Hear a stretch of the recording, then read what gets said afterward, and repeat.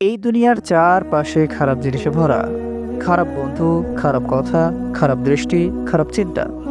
কিন্তু প্রশ্ন হলো, আমরা কিভাবে এইসব থেকে বাঁচব? আল্লাহ তাআলা কোরআনে বলেন, ওয়ামান ইয়াত্তাকিল্লাহা ইয়াজআল লাহু মাখরাজা। যে আল্লাহকে ভয় করে, আল্লাহ তার জন্য বের হওয়ার পথ তৈরি করে দেন। সূরা আত-তালাক আয়াত ২।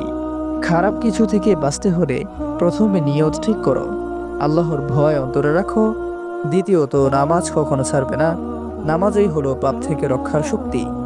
তৃতীয়ত, খারাপ সঙ্গ ত্যাগ করতে হবে, কারণ খারাপ সঙ্গেই চরিত্র বদলায়।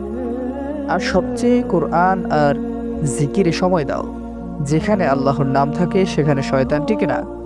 রাসূলুল্লাহ সাল্লাল্লাহু আলাইহি ওয়াসাল্লাম বলেছেন, আল্লাহকে স্মরণ করো, তাহলে আল্লাহ তোমাকে রক্ষা করবেন।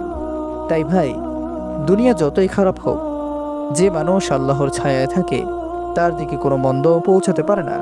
হক পথে থাকো, কারণ হক পথই নিরাপত্তার পথ।